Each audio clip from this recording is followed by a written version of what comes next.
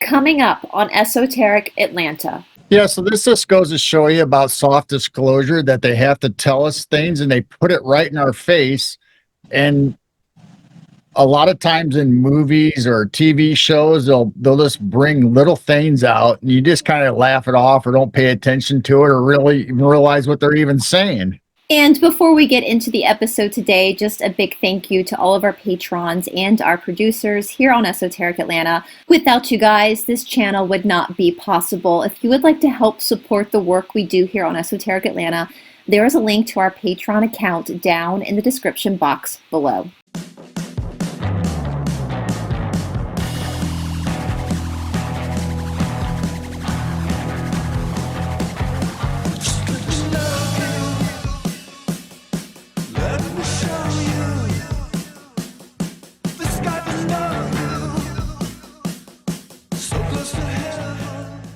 Hello, everybody, and welcome back to Esoteric Atlanta, back by popular demand. By popular demand, you guys are very, very popular in this community of ours. We have Gerald and Jane, and you guys, if you're new and you don't know who I'm talking about, I'm going to show you. If you like the weird and the wacky and you like questioning things, then you definitely need to subscribe to Midwest Night Watchers. We're going to have all of their information down in the description box below so that you too can. When you guys told me last time that you do like long shows on Wednesday night, I was like, how badass is that you guys are able? Can you tell my audience before we get into it, how long it's your Wednesday night show? It's like an overnight show, isn't it? Yeah, it's a way to give back to our following, people who are subscribed to us, because a lot of times when we have guests, we don't get a chance to necessarily focus on the people in chat other than their questions. Right. So Wednesday night is just a hangout where we talk about anything that comes up in chat. We say hi to everybody. We joke around.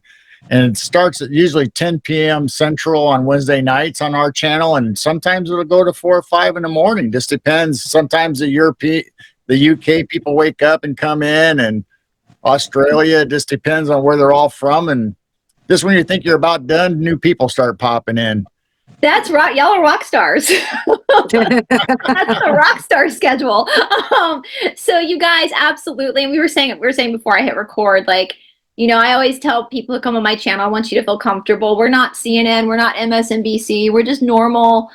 All three of us are Americans. We're just normal people, just like our audience watching, who just looked at the world and was like, something is off. And so we decided to open up a channel to connect with other people who also thought something is off. Right. Am I crazy, or do other people see this too? No, it's definitely a thing. I mean, we started getting involved in this and chasing down rabbit holes, and we liked conspiracy and UFOs and aliens and cryptids and all that. And then we just found our little niche, and you'd be surprised how big this community is. Yeah. Mm-hmm. It's the veil isn't so thin anymore. And that's one thing I think about, that I'm, obviously everything in life is a tool. It can be used for the bad or for the good. And we know that the powers that be created the internet to monitor us, but anything can be used for the good. And I think what's happened is that so many people, for generations before, when you would have weird thoughts or weird experiences, like paranormal experiences or UFO experiences or cryptid experiences, people like kept it to themselves because they felt crazy.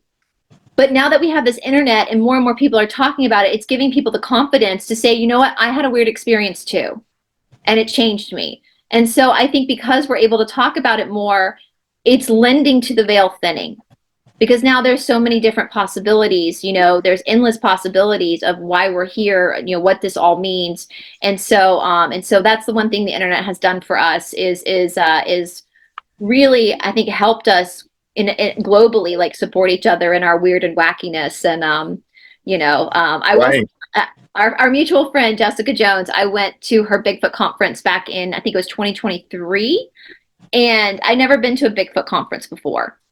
And I didn't know what to expect, because my big thing is like ghosts. I like ghost stories and that kind of stuff. So it's these different like pockets of paranormal, and they don't really cross, but they should, because it's all kind of coming from the same thing. And I sat back and I just watched all the people that were there, and I felt so humbled by all the people there, because every single person had a story. And it's not like they had just shown up at this conference because they were interested. Something happened to them and they wanted to figure out what it was.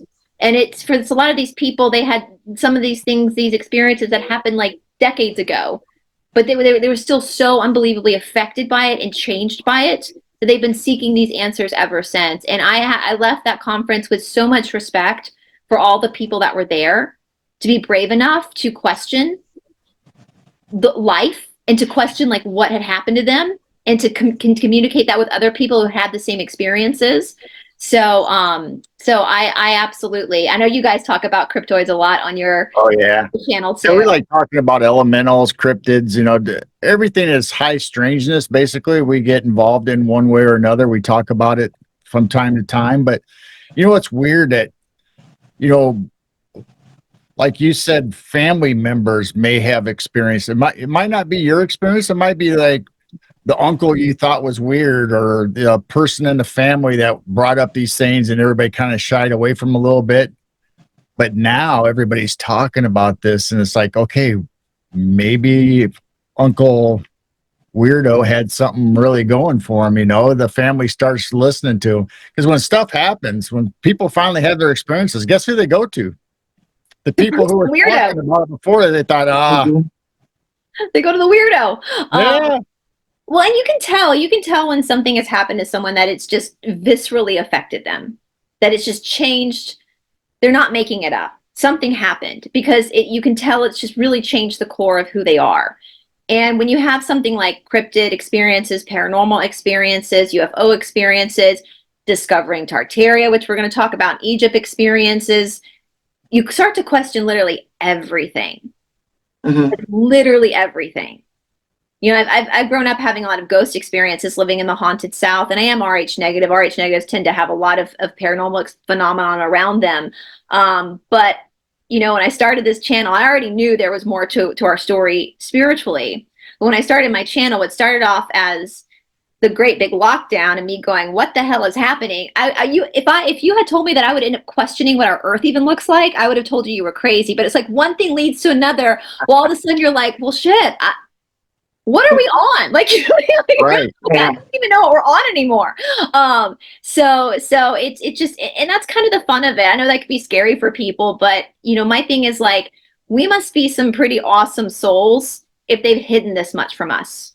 Yeah. And we're finding out that they're hiding more from us and more from us. I'm just finding out, like I said, our last show, they've lied to us about every single thing. Yeah, everything. Yeah. Everything. I think I told you guys I was filming with someone once that said it wouldn't surprise me now if they told me Christopher Columbus sailed from America and discovered Europe.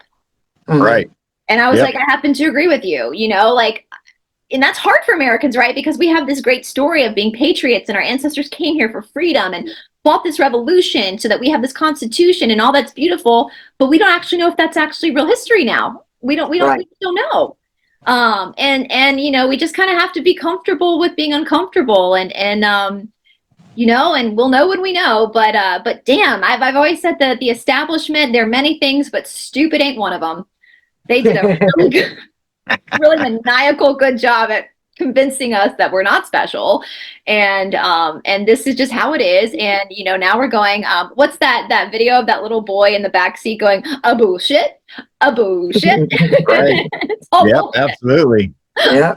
You have to question everything now, especially with AI and all this stuff. I mean, not only do we have to tread through all that muck and gunk, try to figure out what's real and what's not real, then we got to try to figure out, okay, what we had learned in the past, is that really relevant and how it actually happened? I mean, it's just the waters are so muddied now. You just have to really be vigilant and use your discernment. It's wild. Question everything. Question everything. Yes. Hold on loosely. We're students of the Cassiopeans and the Law of One, and they talk about soul smashing. And soul smashing is basically what we would call selling your soul. And they've said that soul smashing or selling your soul is when you believe a lie.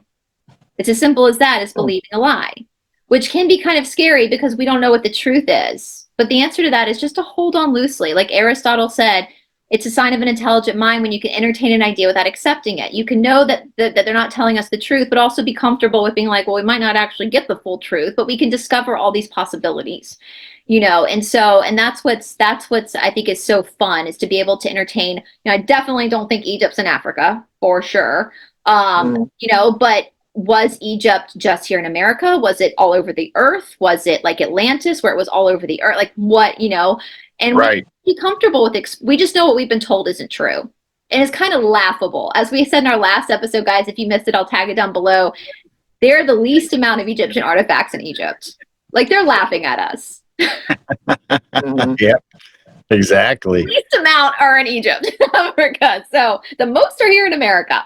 So where do you guys want to get started? Do you want to show the clip from I'll Meet You in St. Louis? Is that the name of the movie? Meet You in St. Louis? Yep. Meet You in St. Louis.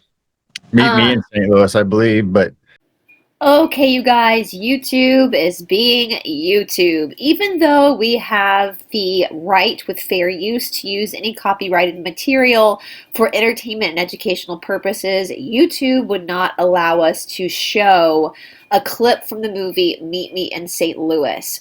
Now, so I'm just going to tell you guys, Meet Me in St. Louis, it's a Judy Garland movie. It's about the World's Fair that happened in the late 1800s, early 1900s, and this particular World's Fair in this movie is obviously in St. Louis. Hits the title of the movie.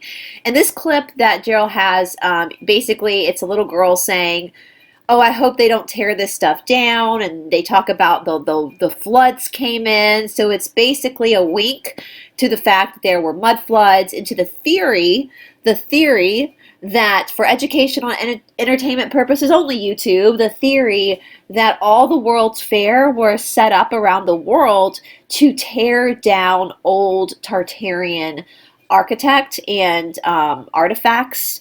And we had a lot of World's Fair here in the United States, St. Louis, Chicago, Tennessee, Atlanta, where I live. They were everywhere. And so they alleged that these structures were put up for entertainment purposes, for the people, for the World's Fair, almost like an Epcot. We talk about it's almost like an Epcot center. And when reality, it was already there. And they just wanted to change our history. So again, this is for educational and entertainment purposes only, YouTube, wink, wink. But I would highly suggest watching the movie Meet Me in St. Louis, and the scene where they actually do disclose the fact that this is a legitimate theory. There's never anything like this in the whole world. Well, obviously there is. It's everywhere in the whole world, but they're trying to tell us that no, this was built just for this particular instance. And then the part about they'll never tear this down, will they? Just like obviously they knew it was all going to be torn down. The waters came in and flooded. And this, so the time period of the World's Fairs was what, the late 1800s, early 1900s? Yeah, St. Louis was 1904.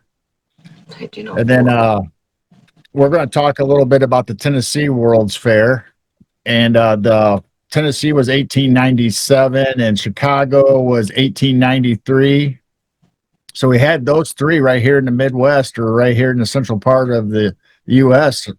from the late 1800s to the early 1900s. So that was like the Industrial Revolution that they tell us. This is interesting. I did a deep dive years ago. It's one of my most viewed videos over the children's strike of 1899. And that was, if you've ever seen the movie Newsies or the play Newsies, that's what it was based on. And the reason why I researched it, because I'd watched that 7-hour documentary about Tartaria, the lost history. And he brought up a really good point about all the babies that were abandoned at workhouses and orphanages. Like, where did all these children come from? And realistically speaking, we know in Victorian times, it was way more conservative. So we have this story that these women would get pregnant without being married. And that was very important in Victorian times. So they would give their children up for adoption. But the math isn't mathing. The amount of children that were surrendered, it just doesn't add up with the amount of women.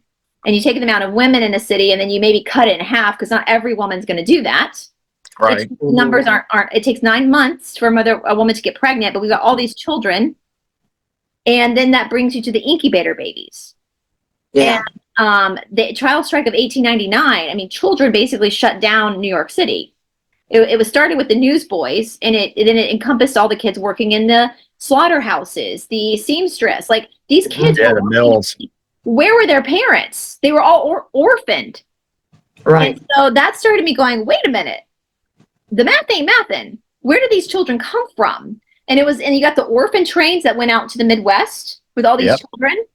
And so we're looking at the mud flood of these, and I don't have I don't know the answers. I mean, it's wild because it totally conflicts with the history we've been taught. But you look at all the wars, especially in America, that were happening with the American Revolution, with the War of 1812, the Civil War.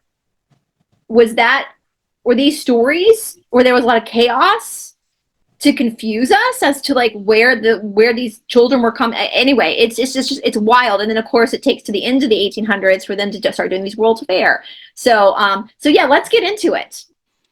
And before we get into it, as many of you have probably guessed, our sponsor today is none other than the Esoteric Academy. Without the Esoteric Academy, this channel would not be possible. This along with our patrons and our producers. Now, the Esoteric Academy is an online virtual mystery school that my friend Paula and I run, where I have taken all of my education in traditional spirituality and I have put it into exercises, more modern day exercises that are more convenient and accessible to most people.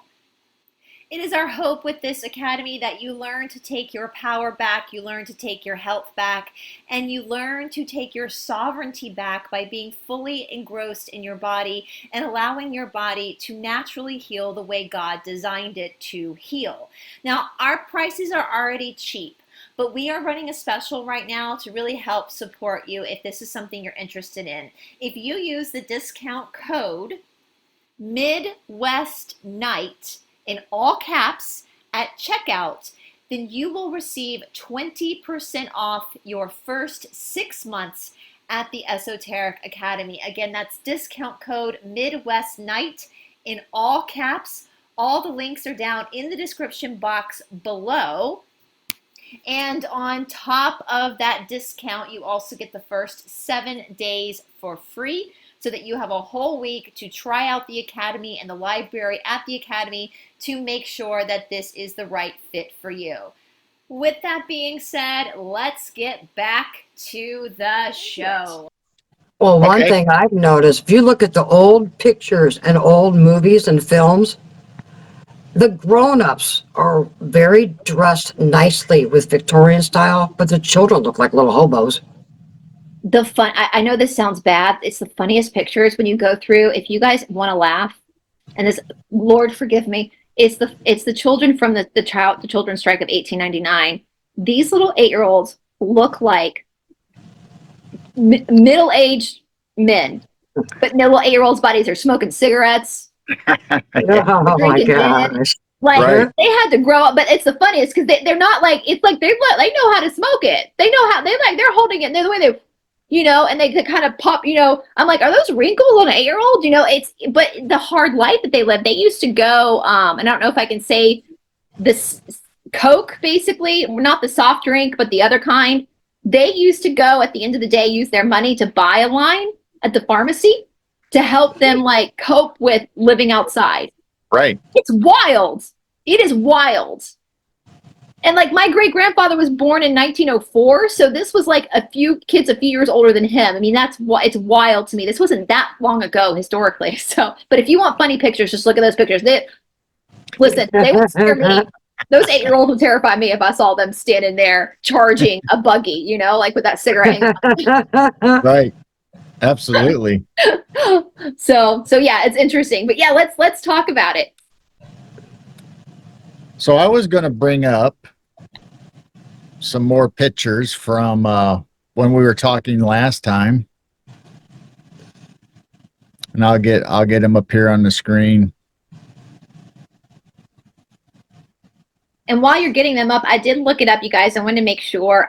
There was in Atlanta hosted 2 significant World's Fair styles exposition, the International Cotton Exposition in 1881 and the Cotton States and International Exposition in 1895.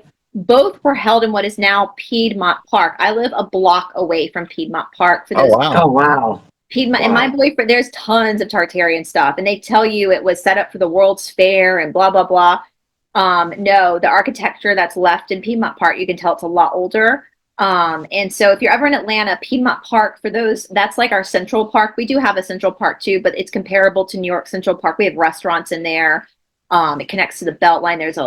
The lake. There's all sorts of stuff. The hiking trails in the middle of the park. So if you're ever in Atlanta and you're interested in stuff, go to Piedmont Park.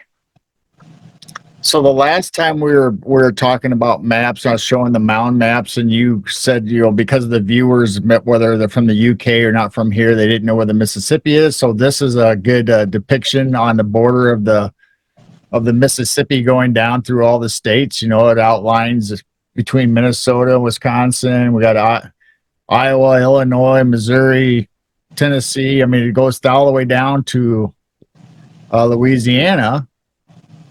And so here, when we were talking about possibly the Mississippi being the Nile, here's all the tributaries that come off of this.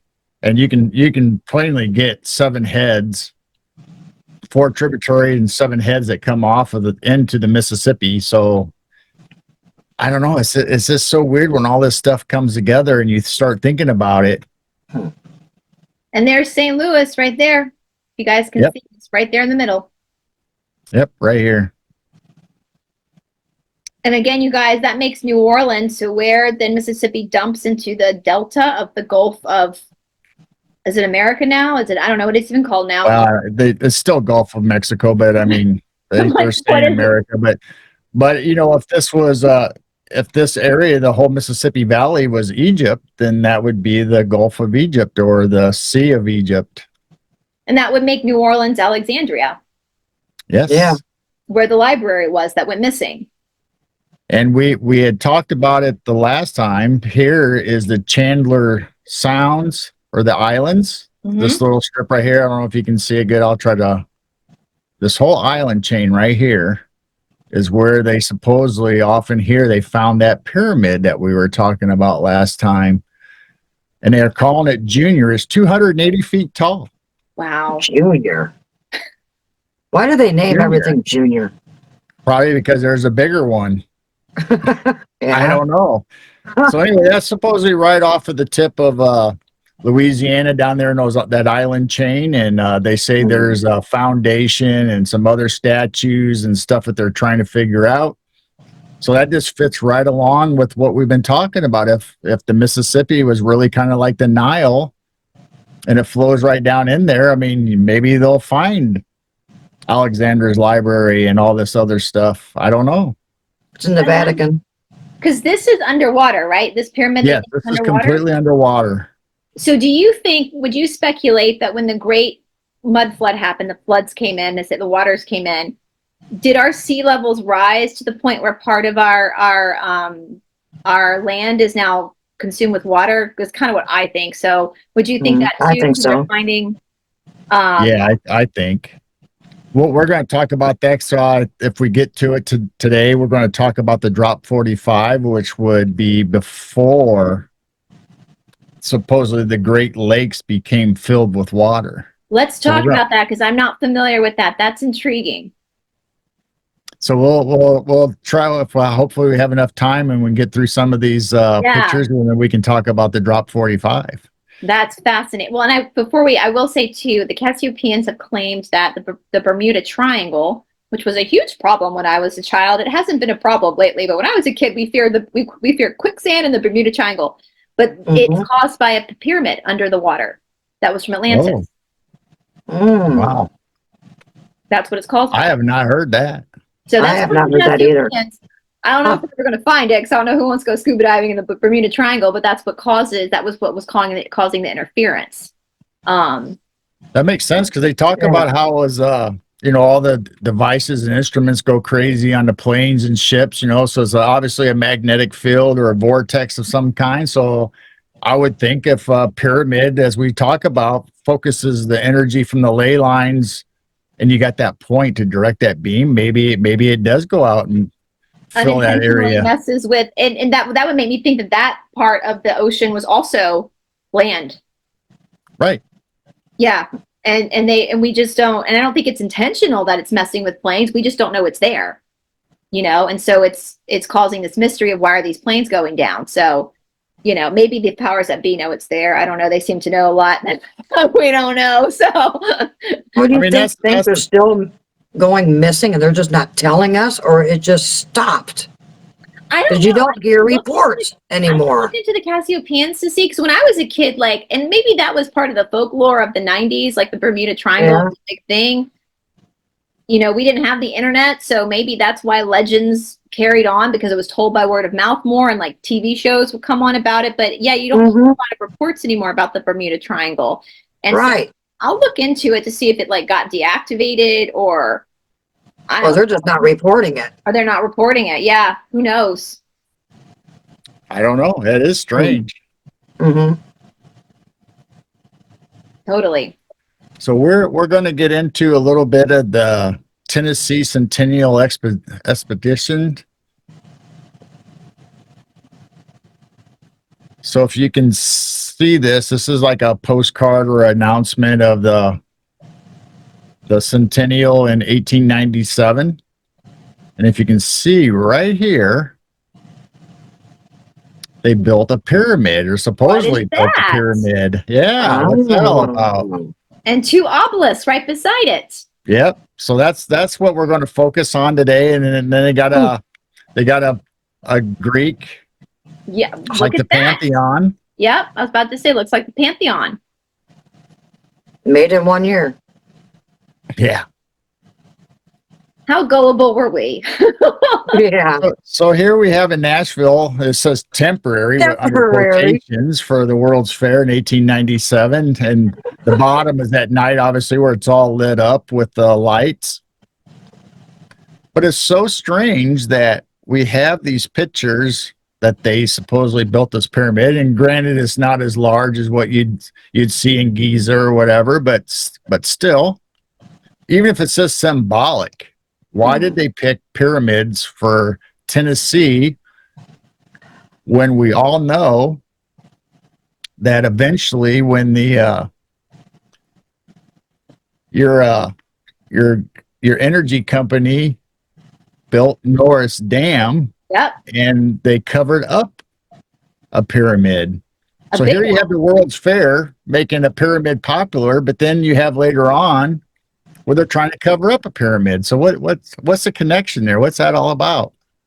And I bet there are different. I mean, we saw the Pyramid Junior, but I wouldn't be surprised if there were different sizes of pyramids for different purposes. And, So here is let me get back to this. Yeah, we had a conversation last night. Why is it called Worlds with an S? World's Fair.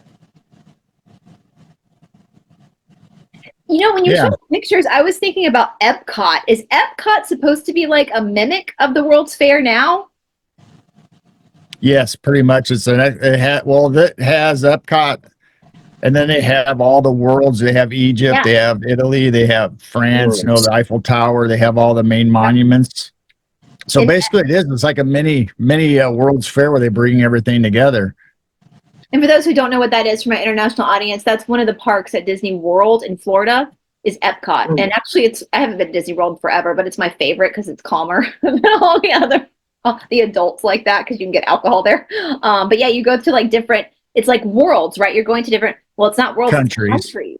Yeah. So the World's Fair, is it telling us that the pyramids, the Greek, the Pantheon, like these are different eras of our world? Yeah, worlds. So, but the weird thing is that you have the Epcot Center, which is land of the future, or the future world.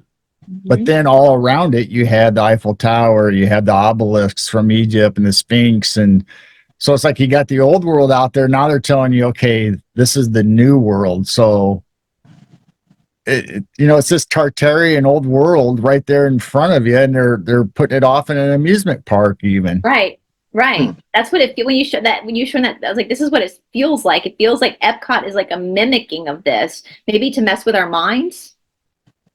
It's like forget the old world, forget Tartaria and the old world, and here's what we need to focus on: Epcot Center with all the electronics, and Right. they had the future kitchen in there where you can go through and see all the devices. And It's wild. so here's a book that I personally own that came down through my family, The Story of the New World. And the funny thing about this, growing up, I looked through these pages all the time, looked at the pictures, not realizing that this is a pictorial history of the United States, Columbian edition, which it came from. It was published for the Chicago's World Fair. So they gave these out, or they didn't give them out. You had to buy them or order them at the Chicago's World's Fair to get this book. So it was telling the new history. Is it the new history of the American? It has some of the old history. Because if you look at this, it talks about the accounts, the discovery and explorations of the Norsemen, the Spanish, English, French, mound builders, the American Indians. So it has the mound builders, then the American Indians here listed right on the title page. Then the settlement of the New World. So even this talks about we have an old world and a new world. So the significance for the mound builders being placed before the American Indians for my international, that's kind of a brief timeline of when things started to happen.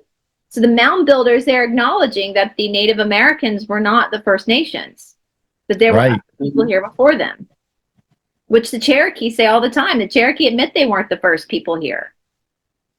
So this book was actually entered into the Act of Congress, which would be the Library of Congress, in 1891. So it'd be just right in time for the World's Fair in Chicago. So this is from the Egyptian temple buried in eastern Tennessee. The discovery occurred during the construction of the Norris Dam near Knoxville. So you can go through and read this. I've been there. I drove up there to see it once I realized what it was. And it says at the bottom, the site has correspondence with legends from the Cherokee who mentioned a group of priesthoods called the Ani-Kantuni or Kantani. The mound builders were weakened by a plague and driven off by the Cherokee, who burned their temples, constructed their towns and houses on the mounds. So right there, it tells us that the Cherokee tribe drove out the mound builders or whoever was there before them because they were weak already or diminishing. And then they built on top of their mounds that were already there.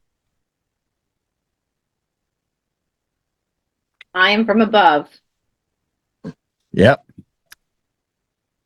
So here's an article on the ancient temple unearthed in Tennessee Valley. People have probably already seen all this. It just talks about the Tennessee Valley and how they were getting ready to build a dam and they discovered the artifacts and the mounds. And it said 1935. That article was released in 1935. Is that? Yes. 1935. 1935.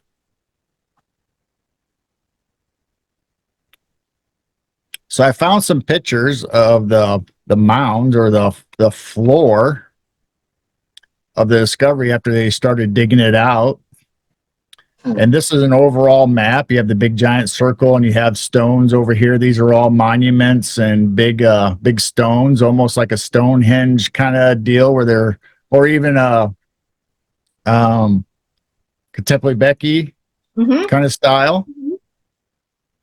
So there's a circle of stones. Then here's what they actually found, the actual foundation of what would have been the pyramid. Then an altar, and they have all the stuff right there. But the weird thing is that they also found a box or a stone box that had the color purple. And if we all know from the biblical terms, Lydia was the dealer in purple, and it only came from one area. Was it the and it was so expensive to make and to get, but yet they found all the stuff right here at that pyramid. They uncovered it and they got a box and it had all the beetles and the stuff that made the color for purple. Purple which was means not royalty. indigenous. Yeah, They said it was not indigenous for that area. That's why the royal family wears purple, because it's a Yeah. rare, expensive color. It was Mhm. it was the Phoenicians or the Canaanites that were big into the dealing of purple, the maritime, because it was super expensive. But how, and it was only supposed to come from a particular area. So how come it's here in the United States? Yeah. So how would the Yeah. it says old Indian paint box, but now we're thinking Egyptian. So obviously the Egyptians would be able to get it from the Phoenicians. Mhm. So if the Egyptians were in America, obviously they would have the color purple or the stuff to make purple in America, which is not necessarily indigenous, they tell us. Yeah, I thought it was a rare snail, and it only came from the Middle East that made that purple. I don't know. It's like an insect or some kind of Yeah. beetle or bug. Yeah, I Or think it's a snail, if I remember right, that made that certain purple. oops, I don't know how we got all the way over there. It was so expensive that only certain class of people could afford it. Wow. Again, why it got associated with the royal family, which they're Phoenician anyway. So This is a picture of the ice house bottom. Have you ever heard of that? no, That's in I haven't Tennessee either. also by the tributary. write that down. Ice house Right. bottom. Ice house bottom.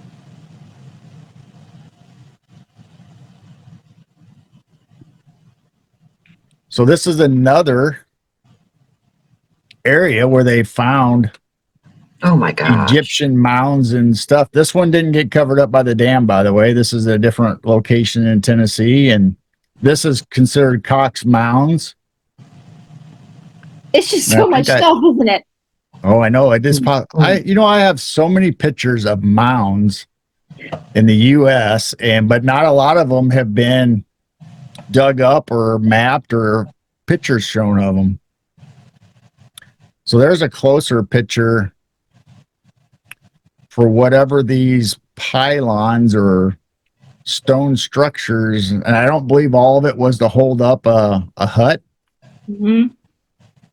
Looks like it got melted. It does. Yeah, I don't personally believe that the Native Americans, the Indians, as we called them growing up, were living in like tents, Yeah, I don't believe it either. fully taking advantage of these buildings that were here. Mm-hmm. And even in our history growing up, we heard of the Native Americans making flint arrowheads. And we talked about arrowheads and hammers and all that, but they talked about stone structures that they made these monuments or carved out these great monuments out of stone like the Egyptians did. We have nowhere in our history to say that. They'd say they made arrowheads to hunt with or to be an army, defend themselves.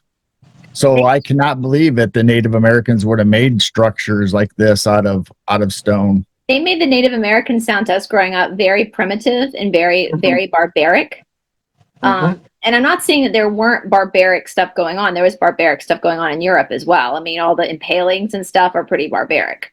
But it's almost like they had to subconsciously discredit the Native Americans for potentially, I don't know, it's weird how the mind works. Like if you believe a group is not smart enough to do something, you're not going to acknowledge what's right in front of you. That makes sense. It's like believe is seeing. So if you believe the Native Americans are barbaric, you're not going to see the freaking pyramid sitting right there. And it's a mind game they played with us, isn't it? Right. Yeah.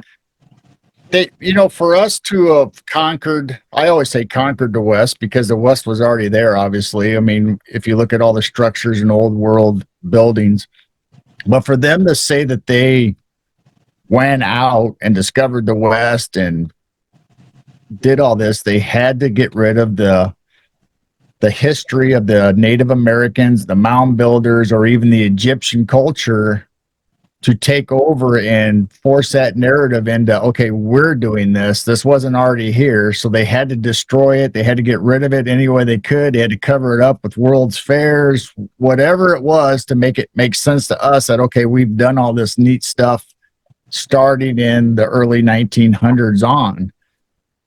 And and for us too, I think a lot of the architect that we see like in the West or even in Canada looks to us to be European, which we know, like some of the Greeks designs, the Roman designs. And so it would make sense that in our minds, especially in my generation, I was born in 1983, for us to believe that the settlers out west built San Francisco. The settlers out west built Salt Lake City. Not even considering the fact that architecture was already here and it's not necessarily European. This was like a Tartarian design. And what gets me, you guys, is I always think about this. We can't replicate, to this day, I don't know if my audience knows this, we cannot replicate these buildings. Like we don't know how to replicate them. How is it that we can become more and more advanced, but we can't replicate these old buildings? But our ancestors didn't even have electric tools. And they were riding around on horses and walking through mud piles. But yet they could build these it doesn't make sense. All of a sudden things don't add up anymore. So, look at like Italy. Look at like the design of the buildings. We can't replicate that in 2025. Look at our architecture. Our architecture today is ugly. It's boxes. It's still boxes. Yeah. Like. And you look over in the Middle East, they're like cement apartment buildings. Yeah. They're ugly. They're ugly. You're telling me that in the World's Fair they could replicate the Pantheon and the intricate designs for just a fair, for like a fun little extravaganza, and then tear it down. But we in 2025 can't replicate it. But it doesn't. When you start to see it, you're like, damn, we're idiots. Like, we're so stupid. Like they laugh at us. Like it's so obvious, but believing is seeing. So we've been taught to believe something, and so therefore we see what we believe.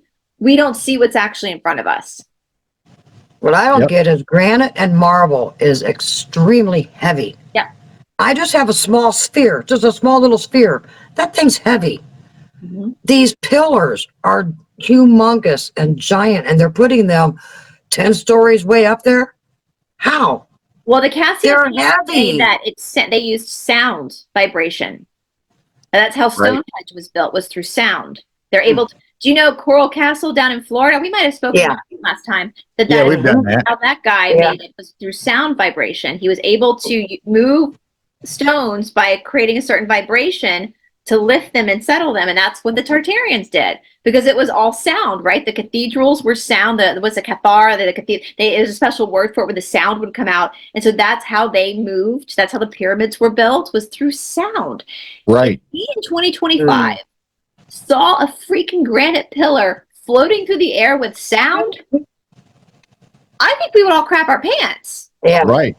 And it's got to be a certain frequency also. It's got to be one certain pitch frequency that's doing it. And they're not going to let us know what. No. And I'm like, to our ancestors, that was just a Tuesday. That was the U-Haul of the Tartaria. Was turn the sound on and it moves the stones. So because it's, Georgia is the granite capital. We have Arabian Mountain, we have Stone Mountain, and a lot of they claim that a lot of the granite in Washington, D.C. was actually taken from Georgia. But if this whole area is part of Egypt, part of the Egypt Valley, and they were using sound, then they were able to chisel what they needed and move it to particular areas. And I think certain cities are certain places because they are energy. So there's a certain energy cycle there. That can be used for good or bad, like portals are just doors. They can be used for good or bad. So it's wild though, because they want us to believe, like that's been I will say humans have definitely called them out for that, because they've been like, you're telling me that a bunch of slaves pulled rocks across the desert and built. No. So that is one area where humans were like, no. Like you said, a bullshit. You tried hauling granite. Like, have you tried that? I don't care how much you're being beaten by your master. I don't think you're going to move that rock. So the next thing we're going to move into a little bit of closer to our area here in Illinois. And this article talks about how they found Egyptian artifacts in New Mexico and Illinois.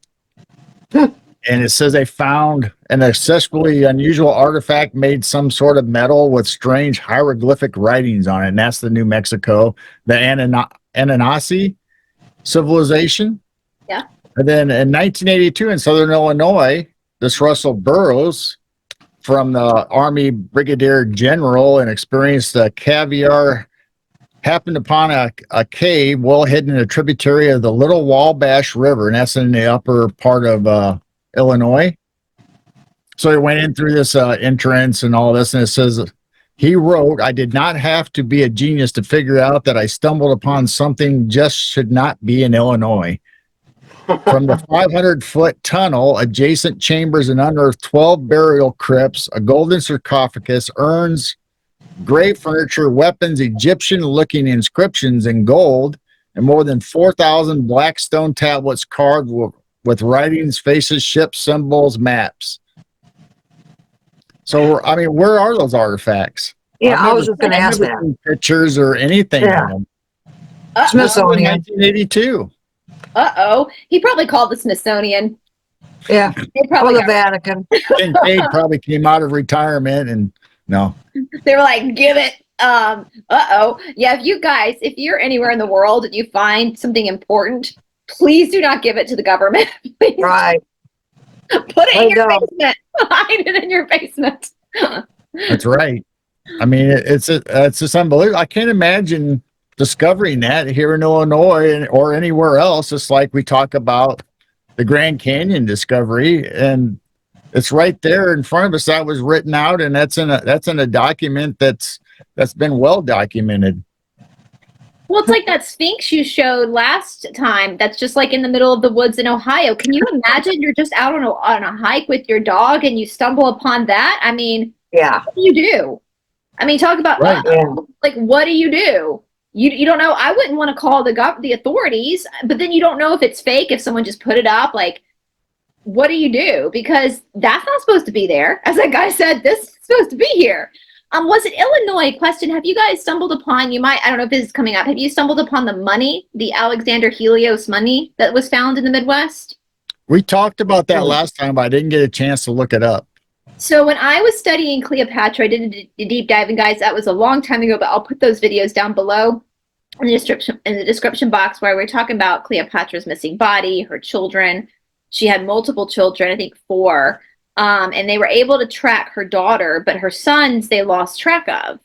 And they thought that maybe they were, unalived by the Romans or something because they were boys.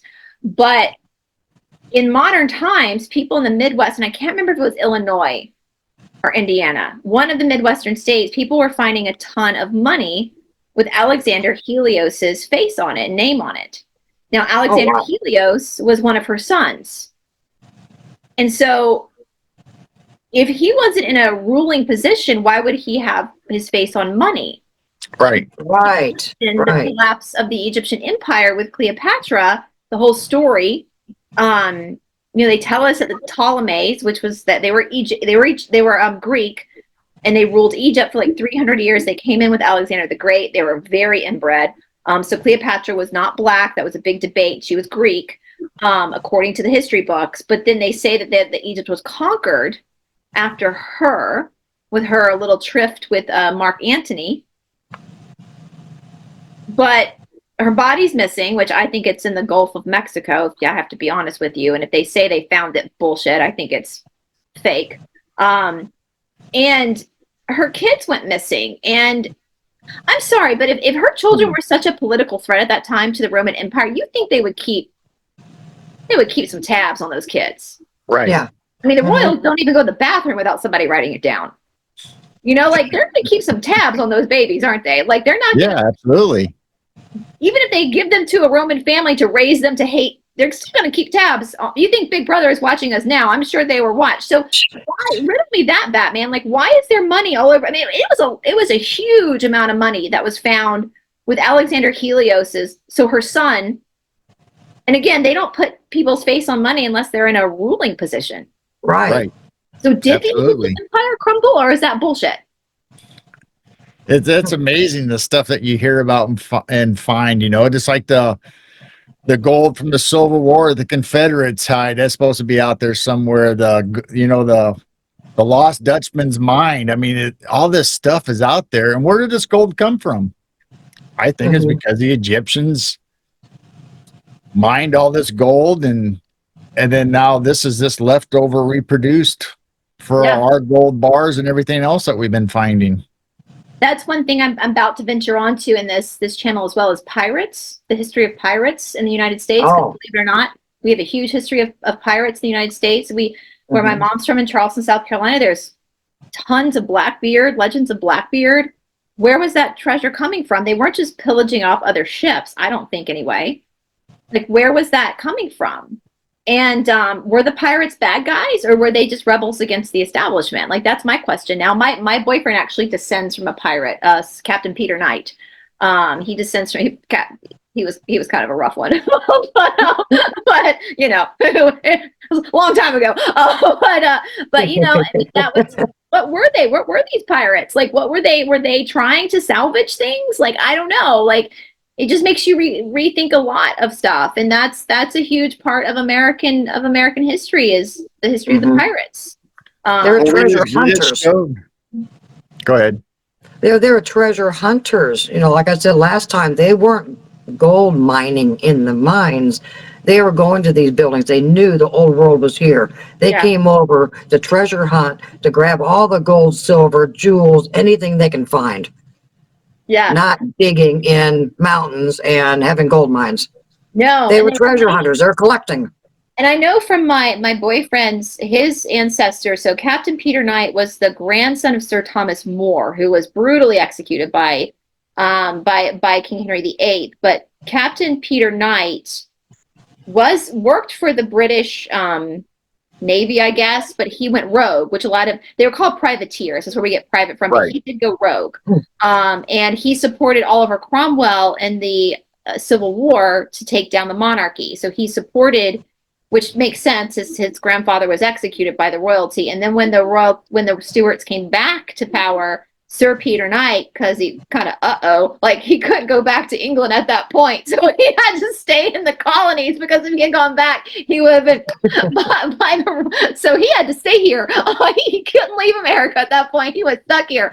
But he went up. He worked for the royal family, but then when the Civil War kicked up, he supported the people, and he started pirating and started taking from these other ships, and it's a whole side of history. And of course they have historians that do focus on pirates, but you wonder, like, is that correct history? I want to know the truth about who these pirates were. Right. And there were a couple of girls, there were a couple of females. Absolutely, there were. That got involved in pirating, and that was rare at that point. So it is curious to me. It's very curious of who are these pirates. I mean, I'm glad Captain Peter Knight fucked up and had to stay in America, because I couldn't go back home, because my boyfriend wouldn't be here if that hadn't happened. So that was a good oopsie daisy. I'm glad he didn't go back, because he would have been executed for treason. But so it's a very interesting, and that I think that's something that a lot of other countries. I mean, I think some countries still have like pirate legends, but I think a lot of our European friends watching probably don't have that element of that history, of that kind of roughness of the start. We think of the Wild West, but there was also the wild East Coast with the pirates, and the Caribbean with the pirates that were rebels. They were rebels. So because I mean, look, you would think that the pirates, out in the oceans or whatever, and you always see them like fighting the British and all this stuff, but they were here in the Keys. I mean, what a great place to hide out is in the Keys. But then you look at that map that I showed earlier, all those tributaries and everything off of the Mississippi. Look at how far inland they can go. Yeah. I mean, think about the steamboats that we had. Was that the Industrial Revolution as well, that steamboats became huge steamboat culture here in the United States. A lot of cities, they tell us, popped up on rivers because that was the highway. Was a steamboat. So if a steamboat, which is a big boat, can go up and down the Mississippi, who's to say pirate ships can't? Right. Absolutely. And pirates are they don't get lost. Like, they know how to navigate. If you can navigate the water, you can navigate the river. But they say it's interesting with hair. They tell us that our hair is part of our nervous system, and pirates all had long hair. The shorter your hair, the worse you are with directions, apparently. That helps us so that's why pirates have long hair and help them navigate. My boyfriend's losing his hair and he's terrible at directions, so I just tell him that's why. There you go. So yeah. So it's something to think about, you guys. And I would love to hear Yeah. anybody in the audience who knows a thing or two about pirates, legend, leave in the comment section, because we're all just trying to figure it out together. I just did a show with Dennis Carroll on his channel, Hunting the Shadows, and we talked about the pirate house that's in is it North Carolina? It's somewhere in There's that a lot area. of pirate legend. Actually, we were doing, where is my book? We were doing on my channel for a while. I still have that. Oh, my mind's gone blank. The name, it's the Pesor family. That is allegedly the descendants of the Bourbons, the Marie Antoinette, and after they were executed, their son was allegedly taken. Daniel Pesor was taken to America, given a new name, and there was it Jean Lafayette? There was a pirate from New Orleans that had allegedly met up with him in North Carolina, because they settled in North Carolina, and they found, some people researching found his sword. All these legends about, I can't, I have the book somewhere here. Oh, is this it? It's yeah, the Book of Daniel.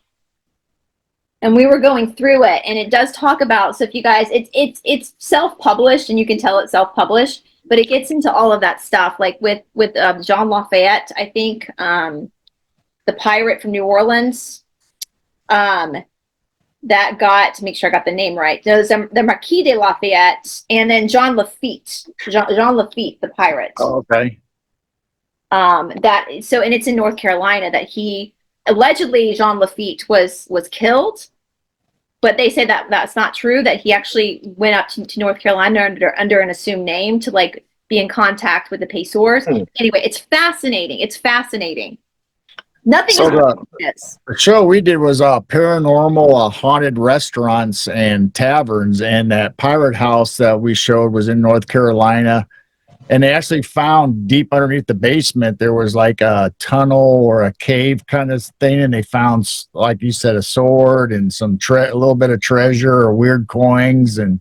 But it's a restaurant now you can actually go to. There is, there's a story in Charleston, super haunted, where my mom's from. They tell us it's one of the original cities in the New World. Anyway, it's very haunted though. And there, a while ago, they'll take these old buildings and they turn this old building into condominiums. And there was one condominium that was just turning people over. People were moving out. Now, in Charleston, if you are a real estate agent, it is by law, you have to, I guess it's the state of South Carolina, you have to tell people if it's haunted by law. You have to disclose this to people. And I guess they didn't know that what was happening. These tenants were saying that they would go to bed at night and they would hear this hammering noise all night long. No one could figure out what it was. And finally, somebody did some research and found out that it was the ghost of pirates from Blackbeard, because there was legend that Blackbeard would hide treasures along the coast, because Charleston's on the coast, and he would take his pirates to bury the treasure, but then he would kill them. Right. So tell me. And so it was the ghost of these pirates. And I'm like, well, go dig down there and see if you can find the treasure. Yeah. Do it, go dig. So yeah, this is huge folklore. Well, I don't know if it's really legend, or it's not even legend. This is history of what. So that doesn't surprise me. And it's what was that called? Gerald, what was the name of the restaurant? It's Pirate House. That's all I know it by. I will. Yeah. Okay, you guys. And it's in North Carolina, you said? I think so, if I got it right. So I will put a link to that, you guys, down. And there's one in Savannah as well. Savannah, Maybe Georgia. that's the one I'm talking about, Savannah, Georgia. I was thinking North Carolina because that's where Dennis is from, but it could be Savannah. I'll put a link to it down below, you guys. Savannah's a fun city. It's fun. The river walk there, that's where all the brothels were back in the day. And you can tell, even though it's restaurants now, it's not brothels now, but you can tell there's some fun was had. on that block of Savannah. You can definitely feel the fun he's had. So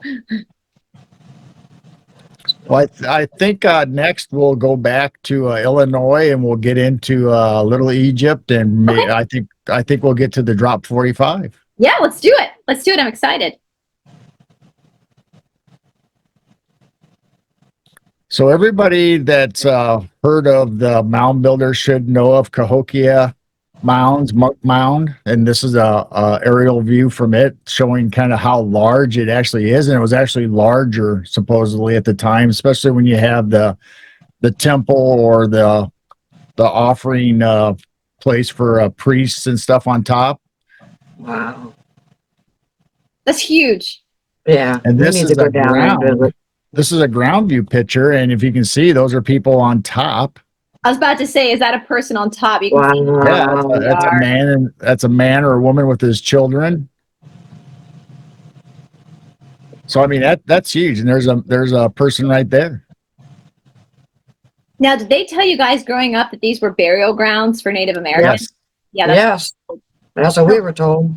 for our European friends, they told us growing up, because we have a lot of these in Georgia too, that basically, and again, common sense ain't so common. We never questioned this. Like they would just throw their deceased into these mounds.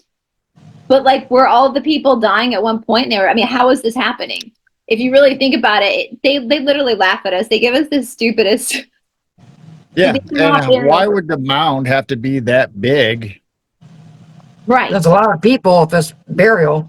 a lot of dead bodies. Right. That's a lot of dead bodies if they claim that's a burial mound. Yeah, but that's what they claim the pyramids in Egypt are, right? They claim that they were tombs. They were supposed to be tombs, but they've never found any sarcophaguses or mummies in them. So, Jeez. but they had the King's Valley where they found all of them. So that doesn't make any sense why they would make these big tombs and then never use them. Right, we're dumb, aren't we? Humans are dumb. Yeah, we are. We just okay, we're like, okay, yeah, that makes sense. It makes no sense. So about 25 minutes from our house is these mounds, and they're right alongside of a factory and an interstate or a state highway. And I took these pictures. I stopped and actually took these pictures myself. But these are two of 6 mounds that still exist here in our area. And other ones got destroyed when they put in the highway and the factory at the time. But those are the only few that are still in existence in our little area. And they're obviously not as big as Monk's Mound and stuff, but we don't know how deep these go. But if Makes these you wonder were what they found. exactly, well, that's what I say. If these were what they said they were, if these were burial mounds, and they're bulldozing through them to put up highways and factories, that's a lot of bodies. That would have made the news. That somebody would have seen that and said something, wouldn't they have? Like that would be too many bodies for them not. I think that's why these got saved. I mean, it could have been part of the plan that, that they didn't need that for the highway and stuff, and those just happened to be. But supposedly they did find some bones, and they went. Some of them went to Dixon's Mounds, which is a huge burial site.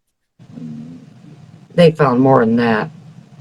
I can imagine how many mounds was there. And this is Caterpillar. This is a big company.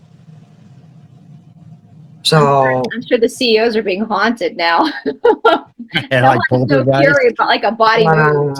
They might as well just put a hotel and a swimming pool over top of them. And these are not burial mounds. Yeah, no, I think we as Americans have learned that. You don't, in Appalachia, it might be the same where you guys are, but they, the story goes that when Appalachia was being settled, when people would die, it would be too difficult to get their bodies to hollowed ground. So you would have like family cemeteries. So they'll be moving. You'll just find random old cemeteries, like where we go hiking, we find random old, they're just left. And you'll see that here in Atlanta, especially the closer you get, because Atlanta's kind of at the foot of the Appalachians. You'll see like an old cemetery and a highway's just kind of built around it. Like they won't touch it. They won't leave it. Right. Like my stepdad used to work for a company here in Alpharetta, suburb of Atlanta, and it's very commercial, very city, lots of buildings. But in the parking lot, there was a parking lot, and then there was just like a circle where there was a family cemetery, and they just were like, "We're just gonna." Listen, everybody in the South is superstitious. I don't care how science minded you are. You're like, I'm not touching this. We're just gonna leave it as so. So if we're if Americans in general will leave cemeteries, why then are they bulldozing through mounds? It's because they're Right. Yeah. And we even have them in our fields. You can see that there's a small itty bitty little cemetery in the middle of the field, and that farmer will farm around it. And you Yeah. see this cemetery right there in the middle of the field. We don't touch that. And we know Right. we learned our lesson. We don't touch those Mhm. cemeteries. Listen, I don't care how grounded you are. You got a little superstition. You're not going to Mhm. mess with fate. So with that being said, obviously these mounds aren't cemeteries. Right. So I Absolutely. wonder what they found. It also makes me question the Vatican and the Smithsonian. Oh, I can't stand either. Are they telling us the truth that they have stuff there, or is that another lie? And all this stuff is somewhere else that they're not telling us. I have been to the Vatican, and this was long before. I was always a little bit suspicious of I have a problem with any organization that uses God as a weapon. Like that personally bugs me. Like that's why all religions tend to do that, and I'm just like, don't confuse your opinion on God with someone else's salvation. That's none of your business, first of all. But I went to the Vatican because it's the Vatican. I felt very uncomfortable when I was there. Very uncomfortable, and I didn't know any of this stuff. Like as far as like. But I will say the one thing that really, in my mind looking back, stands out was the big doors. Lots of big doors, lots of big seats. Looking back, and I remember thinking, that's odd. That's an odd decorative approach. Right. Yeah. Who's your interior designer? That's weird. But now looking back, it's like, oh, giants. Yep. Giants. So I don't know. Does the Vatican still? I think there's a lot the Vatican is hiding. Yeah. I mean, that's how I did a whole series on the Borgias, because the Borgias are my favorite family to spy on from the past. Thank God we're not living in the same time period as them, although we do have Hillary Clinton. But the reason why we know about how scandalous the Borgias were was because around this same time as the World's Fairs, the Pope at the time was getting a lot of pressure from the public about these hidden Vatican library. And so he allowed some of the researchers to go in there and read some of, and I mean no disrespect by this, guys. One of my best friends is a gay man. I mean no disrespect by this. Of course, it was all men that were going in, because at that point, women weren't. The man who went to the journals had to have been a gay man. He was like, I'm not going to even look at the documents. I'm going to read the journals. Let's see what they journaled about. And this man who looked at the journals of the Borgia was the one that told us about everything scandalous. He was like, he's probably looking at his journals going like, oh, you guys got to see this. Like, Oh my gosh. that's how we know about. So HBO, Showtime, all those big networks who have done mini series over the Borgias, they only can make those spicy and good because of this man who read the Borgias diaries and told everybody what the Borgias were up to. So I think I think it was Pope Leo that did that. I think he felt a lot of pressure, so he let people go in for a time period. But of course, there's not enough time to go through everything. Right. And if you gave me a key to the Vatican Library, I just give it back to you, because I don't know Coptic Egyptian. I can't translate Greek. What am I going to get out of it? Like, I can't tell you what that says. But Absolutely. It's just halls and halls of legends of big books that obviously belong to the giants, and the Smithsonian. Listen, y'all want some juicy reading, just go read through all those lawsuits. You'll learn a lot about our history if you just read about those lawsuits. The Smithsonian ain't nothing but trouble. So Yep. Those Smith brothers, I tell you. we're on Where to is the Smithsonian. We're on Where to is the you. Smithsonian? Is it in DC? Where is the Smithsonian? DC? Washington. Washington. It's in an old building that looks like Tartaria too. When I was in DC, I was It like, is. you're in a And, Tartaria. and it's just not one building. They have many buildings that they transfer stuff back and forth, an underground complex that connects them all. Back and It's right there, right in the mall, like right where it's all Tartarian buildings. Last time I was there, I was like, wow, you guys really are slapping us across the face. Not only are you getting rid of all of our true history, but you're actually utilizing the buildings for yourself. Wow. Yeah. They had this little plan to invade Area 51 a couple of years ago. Why can't they plan an event to go invade the Smithsonian? right? I think you'll find way more juicy stuff at the Smithsonian than Area 51. Area Oh, that'd be 51 fun. might be regrettable because I don't know if you'll come out. You know, we're talking about, I think, terrestrial stuff. You might just get beamed up and not come back. But Or the eaten. Smithsonian, you can learn about your own history, right? Yeah. Don't Absolutely. go to Area 51, you'll get eaten. No, thanks. Oh, my. I'm not interested. I know where my boundaries lie. But at the Smithsonian, now, if you gave me a key to the Smithsonian's basement, Yeah, I would love that. that'd be a party. Yeah. Yeah, Talk about night at the museum. Yes. We'd be in there just hauling things out the window to like take to people. Go put this in your basement. So you don't know if it's haunted. Just take it. So Southern Illinois used to be called Little Egypt. I think a lot of people know that. Maybe a lot of people don't that aren't from this area, but it was always called Little Egypt. And some say it's because of the tributaries and it looked like the Egyptian valley, you know, like came off of the Nile. So that's another connection. Why would it look like it if it is? You know, that's one of those deals. So here is a native culture. I'm not even going to say Native Indians, Native Americans, because I think these were before that, even before the mound builders that were up by the Great Lakes. So it was like a marshy land. It was like they had grounds that they could put their huts and have their, you know, processing their food. So it's like a village. And here's a little closer view of them working the food and preparing their meal and stuff. So that area is called the Drop 45 in Lake Huron. So supposedly before the Great Lakes filled in, this was all land.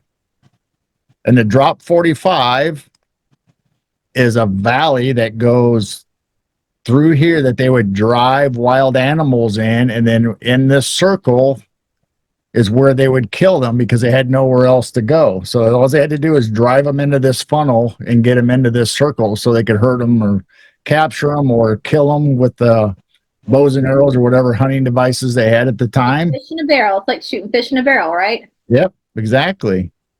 So if anybody's ever watched the Gauntlet of Clint Eastwood, it's kind of what it is. You kind of make them go the way that you want them to go, and they had boulders, and so you can see underneath every one of those outlines is actually a boulder or rock that kept them in that area, like a corral. Who's to say they didn't do that to people, not animals? Good Well, point. maybe. And now this is underwater? This is underwater in Lake Huron. So here's some of the boulders.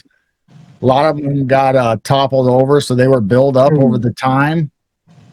And these this red circle is the area they're talking about, where they drove them in through there. This is supposedly an overhead view of what it would look like underwater. Wow. That is some precision. They created that with precision, it looks like. Yes, Wow. absolutely. Those aren't. So the funny thing is, if this civilization, and there's proof of it underneath Lake Huron, and obviously that was dry at one time. And we've been told that those lakes have been here since the Ice Age, that the Ice Age created it. Some old maps don't show the lakes, they kind of show a river. Yeah, well, I was about to say for our audience that doesn't know, you know, when I think of a lake down here in Georgia, I think of almost like a pond, like a small body of water. But the Great Lakes, if you're standing, I've stood at the edge of the Great Lakes, it looks like the ocean. Like the lake is so big and so vast that it actually, and I know that there's a lot of weather waves that are created from the lake because it's such a vast body of water. And so was this created by the mud flood? Is this what created the Great Lakes? And guys, with this old map, it looks like there were no Great Lakes. Am I seeing that correctly? That's right. That's why I brought it up. This is an old this is a reproduction of an old map that they found. And if you can see this, Shalaga, that is what they called the early Native American settlement of Chicago, basically, where Chicago would be, Shalaga. Shalaga. And so if Lake Michigan was there, where is it on this map? Yeah, that's the map I'm thinking of. It looks like a long river. It goes over like towards the east. You There's no have Great Lakes. You have no Great Lakes unless it's starting here and coming down into a little tributary. Or they're man-made.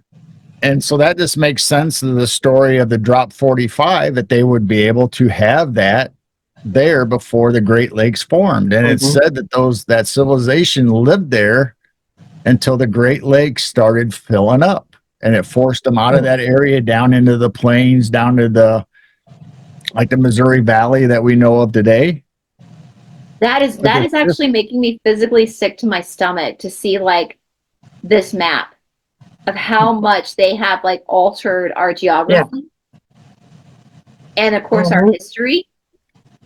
Right. It looks like where the mouth of the river is into the Atlantic. So New York would be, where would New York be? Would it be in a lot of the water? Is it underwater? That's what I was saying. Would New York be underwater? And so the land. Well, we know Manhattan is an island. You know, all the basically all that over there is an island. So, I don't know. So did the water right there from here get shifted? That's wild. Like that's actually making me like, oh,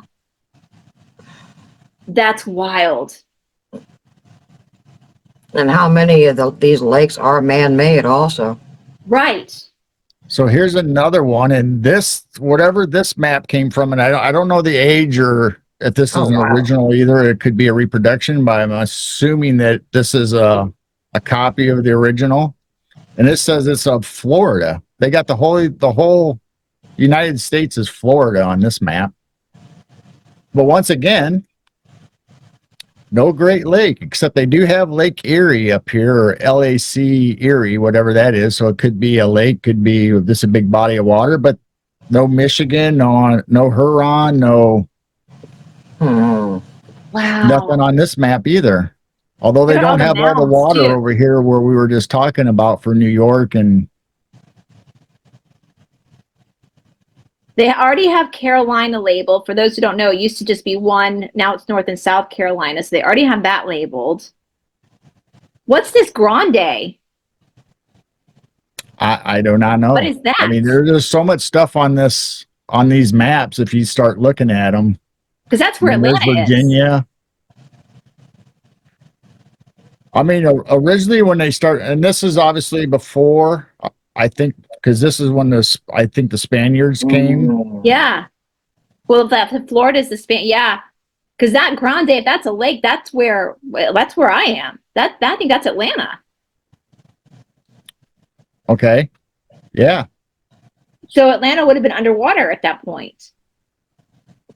This is wild. What if any of the dams created, they built all these dams and that changed the flow of a lot of this? And I know that Lake Lanier and the Buford Dam, which is north of Atlanta, that's a lake. All the stuff that happens in that lake.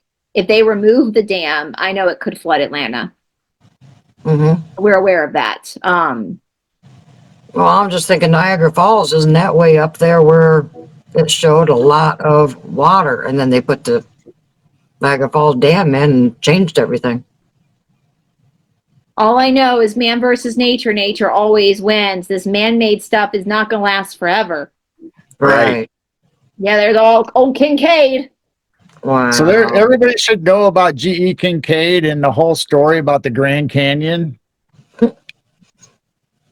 And obviously this article that was in the Arizona Gazette talking about his exploration and all of his findings. And here's a copy, obviously, of the original article from that time talking about it. And this is how he talks about going through and finding caves in the hollow out, and how exciting, and the Egyptian hieroglyphs on the walls of the caves. But But the funny thing is, does anybody ever talk about Powell? Was he the professor? He's the professor that supposedly was the first one to explore and found all this stuff before Kincaid did. Kincaid was sent out to explore and to examine what Powell said was there. But nobody ever talks about Powell, hardly ever. There's a Lake Powell out there that's by the Grand Canyon. Is it named after him? Probably. He was one of the first explorers through the Colorado River and the Grand Canyon. Yeah, that's where Lake Powell is. Okay. Did he disappear as well, like Kincaid? No. No. Okay. Nope. Powell did not. He was a professor at Illinois Wesleyan College. Interesting. So here's Powell with one of the Hopi Indians there at Colorado and by the Grand Canyon. So we have plenty of photographic evidence of him actually being there, but none of Kincaid, other than those little pictures that we show. Yeah.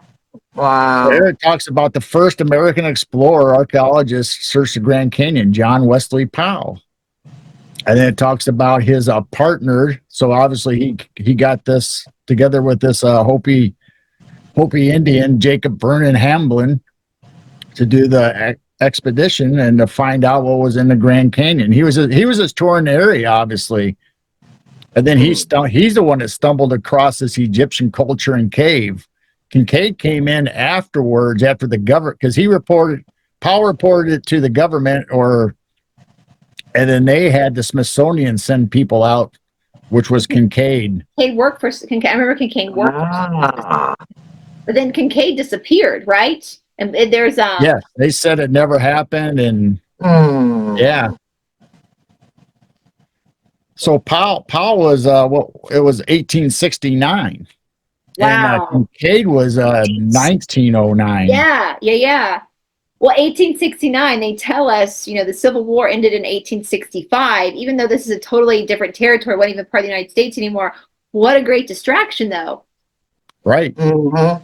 The recovery of the Civil War, even though, there wasn't internet back then, but Americans were too busy trying to recover from the Civil War to really care what was happening out on a territory that wasn't even a part of the United States yet. Interesting. So here's some Hopi Indians, and I like this picture just because we've talked about it before, the different skins and complexions of the Indians. This little slide right here shows how different these Native Americans are just by looking at them. But the reason I brought this slide up is the Hopi Indians still use large number of original Egyptian words in their language. Wow. And we kind of talked about that before in the book American BC, and The Red Record is another great book, how they talk about how Native American language and their symbols are almost identical to some of the Egyptian and Hebrew symbols. Funny that, right? Just a coincidence. Yeah. How could that be? How would that develop? Well, it's interesting that painting you showed of the drop 45. When you did a close up, one of the people looked like they actually had blonde hair coming out of their turban or whatever they were wearing. It looked like it looked European. It did not look Asian. So here is up on top of the plateau, supposedly above the area where the cave entrance is supposed to be, where Kincaid is. And this is a big iron metal tie off or a hook or something in the ground right above the canyon. Well, isn't that fascinating? And there's a bunch of them. There's one, and there's more over here on this metal. On this concrete, or this not necessarily concrete, but this foundation that they made there. There's this bunch of them. Oh, wow. Everywhere up there, right above, supposedly, where this cave is. So would that mean that they had cranes, or, whoops, I went a little bit too far, that they had cranes or some kind of hoists that they were lifting artifacts or stuff from the canyon up to the top? They forgot to clean up all the way, didn't they? Yeah. Oops. Oops. So I don't know who got these photos, Wow. but Someone if you was smart see enough. this area right here, supposedly this is the cave entrance, and Someone right was smart above it enough, is weren't they? where all this is. Y'all forgot to clean up your toys. Hey, Illuminati, you forgot to clean up. I know.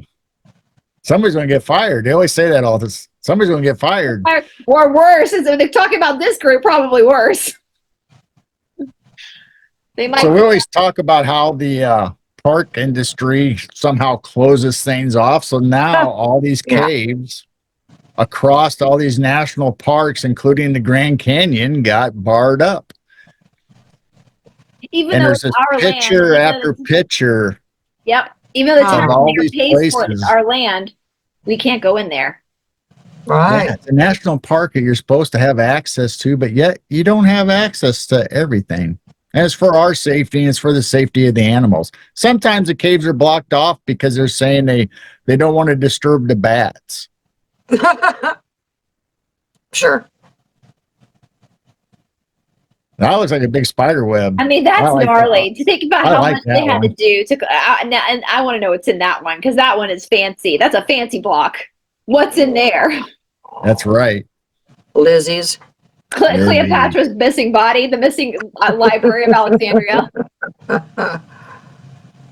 So the other weird thing about the Grand Canyon is you have the Isis temple or Isis temple, Horus's temple. You have all these mounts, and guess what? They line up with the Orion constellation. If you put Orion's map out on it, you have all these buttes, all these temples and pyramids supposedly, and line up according to this, just like the Pyramid of Giza. If you put the Orion constellation on it, it all lines up with that too, with all the temples and everything. And in the Egypt, they're telling us is there. Well, it also works in the Grand Canyon. Well, isn't that fascinating? Yeah. Yeah. Just by chance. It's just it's just cool. We're just drawing conclusions where there are none. I mean, it's crazy. It's how would the Native Americans even know who Osiris, Horus, Ra, Set? Yeah.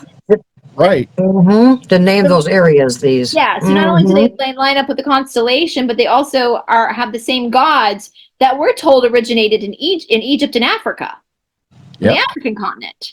And you know, we talked a little bit about Death Valley, which is near there. For those who don't know, do you know the hottest temperatures in the world are in Death Valley? Some of the hottest temperatures in the world that we associate with like Africa. And listen, I've spent time in Africa and India. I will tell you, there is nowhere hotter than the United States. I laughed when I was in Africa. I was like, y'all think this is hot? This is a winter's day in Florida.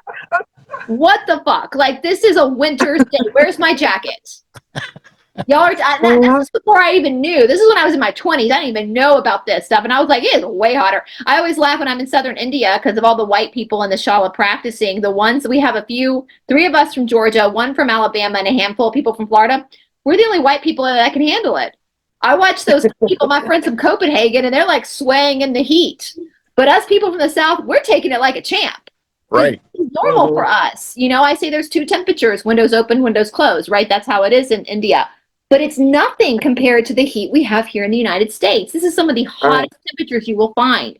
And Death Valley we're on record as holding the highest temperatures. So we see all of these stories about the heat in the desert. But that's not, from my experience in Africa, that's like our winter. That's nothing. That's a walk in the park compared to the heat here is what really affects people. And so that makes, you were talking about the Death Valley, that perhaps where the Jews walk through, like that makes more sense to me.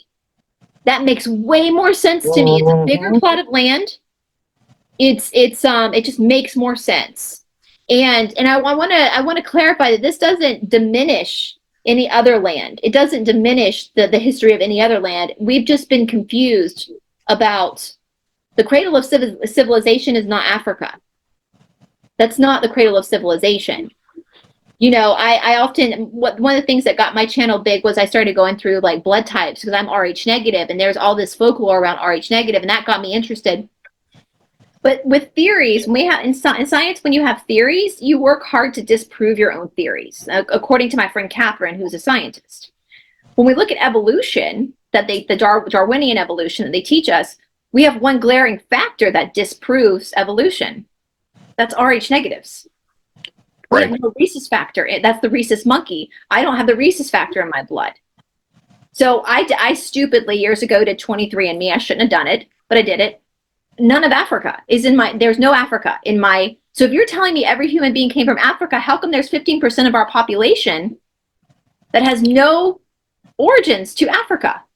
Mm-hmm. As a clever-minded, critical thinking person, if we have even 1% of our population that has no genetical ties to Africa, then I don't think that's where civilization started. Right. That, Batman, I don't think that's where civilization started. If you're telling it every human being on this planet evolved from this continent, but yet there's 15% of us that don't have any genetic ties, how is that possible? How is that possible? So they've confused us, and I don't think Africa is as old as the American continent. To be honest with you, I think it popped up later. I don't think it's as old as this land. I just don't. I think that this was that this was Mesopotamia. That this was everything. Yep. Mm-hmm. Absolutely. I mean, it all makes sense. I mean, we talk about the Garden of Eden, and they talk about the gopher wood for the ark that came from either Georgia or Florida, that area. I mean, it's all here in the U.S. I mean, it's here. And I think that's why they tried to create the propaganda. I think they do the stupid American propaganda for many reasons. I think it's because of our Constitution. I think because we're the only country that basically says we don't believe in a royal family. Like, that's cute, Prince Andrew. You try to come back here, we're going to arrest your ass because you ain't a prince here. You're just Andrew. Like, we don't believe, and that's our Constitution. All men are created equal by their Creator. We have rights given to us by our Creator, not by the government. We're all equal. And so that's part of the reason why I think they have this dumb American. But I also think there are things about this continent that they don't want us to know. And when I mean us, I'm talking about the whole damn world. There are things here that they don't want us to know about. And if we knew that there's a possibility that this was the old world, not only do I think Americans would be exploring more, but I think Europeans would come here. People would come here and just to look and see what they could find. right. And so that's, I get mad because like a lot of Europeans think we're stupid because a lot of Americans don't travel outside of America. And they always say, well, you don't know the geography of Europe. Well, first of all, I do know the geography of Europe, but for your Europeans, do you know where Iowa is? Do you know where Missouri is? Our continent is bigger than Europe. The United States of America itself is bigger than Europe. And our states are so vastly different, aren't they? You can go from we have a rainforest here in Georgia. The only rainforest is here in the United States is here in Georgia. We have beaches. We have cold Seattle where it rains all the time. We have so many different geographical Death Valley here in the United States that you have so many different cultures in one continent. And I think that's what hosted all these old worlds was that too, that it's so different from one coast to the next. Yeah, because the United States is so vast that we call them states, but they could be countries if they were over in Europe, a lot of our states. And so there's such a different aspect to everyday living just from state to state. Sometimes in one state, like say Texas, California, whatever, just from county to county, you can go to different temperatures, different environments, whether like you talked about Death Valley compared to going to San Diego or San Francisco. So different. Even North Georgia compared to South Georgia, where I live. North Georgia, we're at the base of Appalachia. Atlanta is known as a green city because we're at the base of, there's a lot of trees. We're at the base of Appalachia. But then you go to South Georgia, you're getting into the Okefenokee Swamp. And Florida, where it's flat. And this or the bayou down in Louisiana, which is kind of a fancy word for a swamp, a French word for a swamp. You have different, the bayou, the New Orleans, they have still a lot of influence with Cajun French. They speak of a variant of French. Where my mom's from in South Carolina, they have the Gullah language that's only spoken there. I can't understand it. My my family can, but that Gullah language is not. I don't understand it. It's the accents change, and you're right. The culture is very different. I mean, you can fit 5 Englands in Texas alone. We have multiple time zones. And so that makes sense, though, that even just in this one continent, it's that would harvest, that would allow for all these different old worlds to grow, because the geography plays a part in that. I always laugh and say that the South is so haunted because it's so damn humid that the ghosts can like breathe here. It's easy for them because it's so humid, you know. And we say in the South, we put our weird on the front, we put our strange and weird and wacky on the front porch with a glass of sweet tea. So it's quite amazing, and actually it has made me like have more respect for my continent and what this continent has been through. I mean, Appalachian Mountains are the oldest mountain chain in the world. Right. It's and you don't mess with the Appalachians, man. Like talking about cryptids. Just like you said earlier about, it wouldn't surprise you if Christopher Columbus came from America to Italy, or to Spain, the other way around.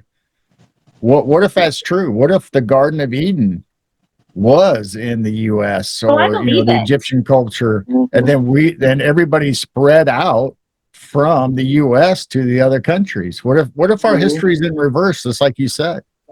I would not be shocked at this moment at all. Right. So I know for a fact, like I know that I had ancestors that came over in like the late 1800s. Like I had an English ancestor and I had German ancestors, and I can trace that back. Like I know that was after the mud floods, though. Like we have, I have that documentation. My grandparents remember. My grandfather remembered his mom. His grandparents were German. But beyond that, the stories we have of my ancestors settling here were like in the 1600s. So we're just told these stories of I had French Huguenots, I had English Protestants. So my what they tell me, my genetics are French, German, and English mostly, and of course from what they tell us, a little Scandinavian, because those Vikings were just going around boinking everyone. So if you got white, you probably got Scandinavian. So I got like 3% Scandinavian because they were just everywhere. They were spread there. But and so we have these stories that were told, and I was told, especially with my French side, that they were Huguenots. Bryce, my first name is my mother's maiden name with an I. That's actually Brice, but it got changed. The pronunciation got changed because they came to. That was told that they came to Charlestown, which is now Charleston, because they were seeking refuge with the English, because they were Huguenots were Protestant. Right. Told all these stories, right? We're told these stories, but are they true? From the 1600s, like, did that really? Because did that happen? That was pre-mud flood. So was this just a story that was created to disconnect us from the land? Like I said, my ancestors from the late 1800s, I can accept that because we actually know that was after the mud floods, though. Right. I don't know. I don't know. I don't know. I mean, were they already here? Yeah, right. It'd be like coming back home, but they don't know it. They don't know it. Maybe that's why everybody's drawn to America. Maybe because this is coming back home. This is the homeland. This is where you're from. That's a good point. Is that the American dream, to come home? To come home. And they say that Quebec, and in my research into like New Orleans and my French, because I do have a side that allegedly came up through New Orleans, but they were also Huguenots, and so they fled pretty quickly from New Orleans and went to South Georgia. That was my grandmother's. The Bennetts, they say Bennett, but it's spelled the French way, but they adapted it. So there's all these questions I have, but they were saying that in a lot of the research that when you get to Tartaria, that Canada is the real France. And even though Quebec is seen as like an offshoot of France, that is actually the other way around. And if that's the case, is that mixed with Louisiana? And Louisiana, they tell us with the Louisiana Purchase that it was actually not just the state; it was a territory. And so, would that have been more of a European? Because we know up in like by the Great Lakes, there's a lot of German. They still do fish fries, which is very German. Very Lutheran up there. So I don't know. It's just questions that we need to think about. And listen, We need to question. You need to question our genealogy also. You say, okay, I'm from this, that, Germany, Wales. But with all the orphans, with the orphan trains, these kids were planted in all these homes and families, not saying they're adopted, saying they were a part of the family. No wonder there's a black sheep of the family. Like, that kid don't look like he fits in with the family. yeah. So you cannot trust your genealogy of where we really came from, because there could have been a couple orphans in your family. Right. And actually, if you guys want to, on our next show, we can go through, I can pull up all of my research from the 1899 that was one of my favorite stories. I just love those cigarette smoking, chain smoking 8-year-olds. I just I mean, it was over 100 years ago, so RIP to them, but there's nothing more terrifying than a group of 8-year-olds chain smoking cigarettes. I would probably run too. That would be like, and why do black-eyed children look like they're the orphan kids on the streets? Black-eyed children scared the crap out of me. That's the thing. I'm not afraid of a lot of paranormal stuff. Like, I'm really not afraid of like ghosts and stuff. But black-eyed kids, they scare me. They really scare me. But it's like, so if we're doing if my 23andMe says that I have English, French, and German, did they pick that up and put that in Europe? Should that really be parts of the United States that's shaded? Like Georgia, Louisiana. Right. That's what gets me. The results come back that, oh, you are related to royalty and these people way back in the early, like 1400s. Do you have DNA of those people? No, they're never match that. No, you don't.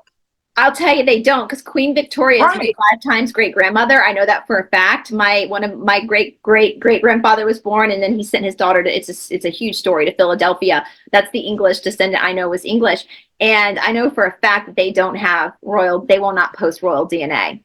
But I had contact with one of my 4 times cousin over in London, who was part of the mother, my 3 times great grandmother, who boinked the royal that had the anyway, y'all know where babies come from. But she registered because she was a peasant, a commoner. So I found a cousin, 4 times separated cousin over there that registered, but they're not gonna and then my boyfriend was like, Bryce, MI6 is gonna show up at our front door because you just I was like, I know nothing. But yeah, no, I know that for a fact that my 5 times, one of my 5, Queen Victoria has thousands of I'm glad I didn't inherit her looks, let's just put it that way. But she was not the cutest woman in the world, but she was quite an evil woman. But it bears questioning, like, for our European viewers, come on home, come visit us, come home. We'll show you around. Come home, and see if you feel connected to this continent. I do follow. There are a couple of TikTok couples I follow. Well, there's what Josh and Jacob or something, 2 guy friends who are constantly in the United States, and they love the United States. They're from England. They're constantly.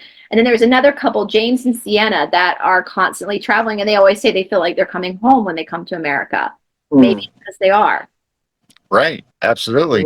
We talked about it last time, like the Tower of Babylon, where they disrupted your languages and spread you out, so you had no connection with each other. So maybe that was part of the deal, that they actually took us and spread us out to other continents or other worlds. Maybe that was another reset. Yeah. It's that possibilities are limitless, and I think that we just need to love each other and support each other. And I also have a theory that our continents are closer than we think they are. I think Australia's closer. I've been to Australia. That's a long ass flight, but I actually think it's closer than we think it is. I don't think it's 16 hours. I think that something's happening with these airplanes where they're getting stuck in stasis almost to confuse us, to think we're more separated than we are. But I am going to be real pissed if we find out we can just paddleboard to each other's countries. I'm going to be real upset about that. If I'm going to just like paddleboard to not spend that much money on flights. You know, and of course with passports now, which, you know, the whole immigration thing is a topic, and I get that we have to protect citizens. I absolutely get that.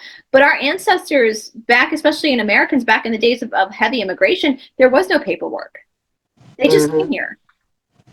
Yep. But now with passports, they're tracking us. They're tracking where we're going. They're watching us. You can't stay here for too long, which I get. I don't know what the answer is. I do believe that there needs to be, especially with all the violence happening, that there has to be some sort of protection policy in place for citizens. But, you know, are they able to remove us from continents because of these passports? It's Lord have mercy. Like, the truth, I mean, like I said, when we first started, like, if you had told me 5 years ago, if you had told me I would be questioning what we're even standing on right now, I would have told you you're crazy. But I don't know what we're standing on. I don't know what the earth looks like. I don't know what Antarctica looks like. That old map you showed with the river, it looked like Antarctica was shown really big and very green. Right. Yeah, there was a lot of old maps that show Antarctica before supposedly the history tells us Antarctica was even discovered. Right. And there was no ice on it. It was all green. It had some of the maps show animals and like harvests, like fields, but then our maps supposedly say, okay, after we discovered Antarctica, it's always been ice. Yeah. Yeah. And no one can go there. It's interesting. You get close and they will find you and remove you. How interesting is that? No one talks about have to have passport clearance. Same as the North Pole. Yeah. It's blurted out on Google Maps and they claim it's all icy, but then you hear stories that it's luscious and green past those mountains that have all the snow blowing and mystery. Just a big mystery. It's very interesting. There's so much to explore, you guys. And if you guys want, let us know in the comment section. Our next show, we can go through the child strike again of 1899. If there's any other weird offshoot, I'm looking into pirates, we can go back deeper into pirates if you want. Yeah. That's just fun. I mean, I think it's badass that my boyfriend descends literally as a direct descendant from a pirate. Bless his heart, he loves old maps, but he gets lost and he gets seasick. So I'm like, he gets very seasick. So like, he needs to get his sea legs. I know he gets so backwards. He cannot. Directions are not his strong suits. I'm like, you got your love of old maps from Grandpa Peter, but bless your heart, you would have made a terrible pirate. So pirates are connected to Oak Island and all that treasure also. Well, Oak Island, the Cassiopeans say that Oak Island is and we can even, because they talk about that Oak Island was put by like Rosicrucians in the 1500s. So yes. That doesn't match our history, right? Like the Rosicrucians weren't in America in the 1500s. The Spanish were just discovering America in the 1500s. What do you mean? The Rosicrucians were here and it's a transmitter device. It's like technology. And there are other Oak Islands, you guys, in the world. Not actually islands, but there's other places where the same technology is buried. Oh, I didn't know that. Yeah, but that's according to the Cassiopeans. So, yeah. So, all right, guys. Well, let us know, and because I want you guys. I mean, will you guys come back? Will you just keep coming back because this is? Oh yeah, we'll come back anytime you ask us. And I had to. I apologize. I had to reschedule. I was supposed to go on y'all's channel, but I live in a city, and sometimes they film things here in Atlanta, and we have internet interruption, and so I apologize that happened. But I'll be over on y'all's channel soon, so I'm so ready to get out of Atlanta. But that's just how it is in cities, especially when Hollywood decides to come here and film because taxes are lower. I have one picture to share as a final moment. Yes, do it. For our final moment. And this is just for fun. What if this is our true history? Yep.